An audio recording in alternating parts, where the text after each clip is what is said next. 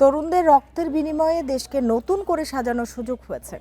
অর্থনৈতিক সমস্যা থাকা সত্ত্বেও তরুণদের এই অদম্য শক্তি সমৃদ্ধির দিকে এগিয়ে নিয়ে যাবে বলে মন্তব্য করেছেন বিএনপির মহাসচিব ও স্থানীয় সরকার মন্ত্রী মির্জা ফখরুল ইসলাম আলমগীর। বিকেলে তেজগাঁয়ে আহসানুল্লাহ ইউনিভার্সিটিতে বিতর্ক প্রতিযোগিতার পুরস্কার বিতরণী অনুষ্ঠানে প্রধান অতিথির বক্তব্যে কথা বলেন তিনি।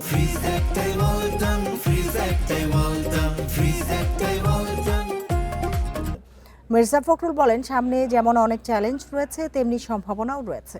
পরিকল্পনা অনুযায়ী তা কাজে লাগাতে হবে, তবে রাতারাতি কোনো কিছুই সম্ভব নয়। এ সময় দেশকে এগিয়ে নিয়ে শক্ত নেতৃত্ব প্রয়োজন বলেও মন্তব্য করেন তিনি।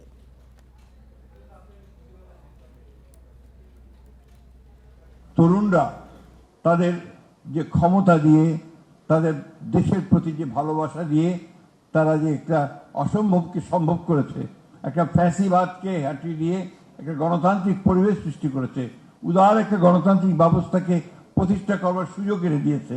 এই জিনিসটা কিন্তু আমাদের জন্য একটা বিরাট পাওয়া বলে আমি মনে করি।